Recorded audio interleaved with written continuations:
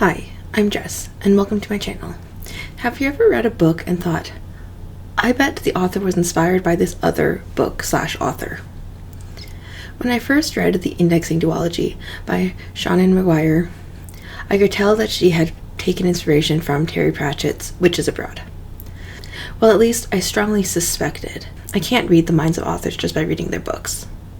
Before I continue, I just want to make sure we all understand the difference between being inspired by a work and copying a work, right? This is going to be a positive video where I talk about how neat it is that two different authors can take the same idea and end up with such different stories. Being inspired by things is a good thing. We're all on the same page, right? Okay, cool. Witches Abroad is the 12th novel in the Discworld series and the third Witches novel. Margaret becomes a fairy godmother and she must travel across the disc, accompanied by Granny Weatherwax and Nanny Og, to save the kingdom of Genua from the influences of her counterpart Lilith. Fairy godmothers come in pairs, you see. Witches Abroad is one of my favorite Discworld books. The Indexing Duology, Indexing and Indexing Reflections, is about Henry and her team at the ATI Management Bureau. Their job is to identify when a fairy tale is about to manifest and stop it, or at least minimize the harm.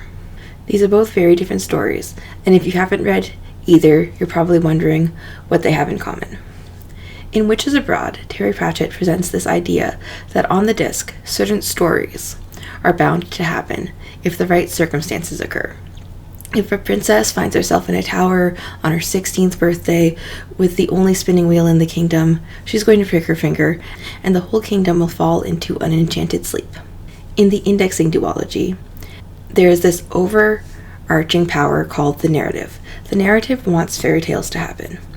Like in Witches Abroad, if the right conditions are met, a story, capital S, unfolds.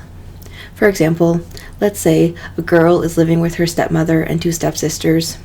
It doesn't matter that it used to be a loving home. Once the narrative takes hold, you get Cinderella. There are different ways that the story can play out, but it's still some version of Cinderella. Both authors took the same idea, that given the opportunity, stories are going to happen. They used that idea to create such different stories. In Witches Abroad, the underlying magic of the disc, helped along by an evil fairy godmother, made these stories come to pass. In Indexing, the narrative is this power of the universe that latches onto potential. It's interesting to see how that concept plays out in different subgenres. I don't know how I'd classify the Discworld series. It's definitely fantasy, but it's not quite high fantasy. Is satirical fantasy an official subgenre? Because it should be. And Indexing is definitely urban fantasy, taking place in present-day America where bureaucrats handle unpleasant fairy tales instead of witches. Indexing goes even deeper into the idea of fairy tales coming to pass. Since it takes place in a fantasy version of the real world, it makes you think about how so many fairy tales from different cultures end up having such similar themes. I like being reminded that people all over the world are still very similar. We mostly share the same fears and anxieties, and we manage those fears by creating stories. And because we're all just human, and our culture and upbringing has a limited effect on how we think, many of our stories end up being similar. Now, I don't know for sure that Seanan McGuire took inspiration from Terry Pratchett. I made that assumption because they both used the same idea, and I'm pretty sure I remember reading an interview where Seanan McGuire said she was a fan of Pratchett. His influence also comes through in some of her other books, like in the Encrypted series, the Aislinn mice speak using capital letters that you can hear, and that idea is also used in the Discworld series. She also pretty clearly took inspiration from the Arne Thompson Uther Index.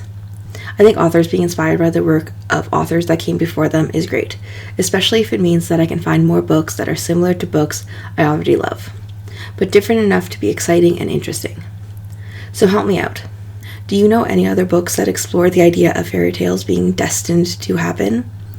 If you do, leave me your recs in the comments, because I'd love to read them.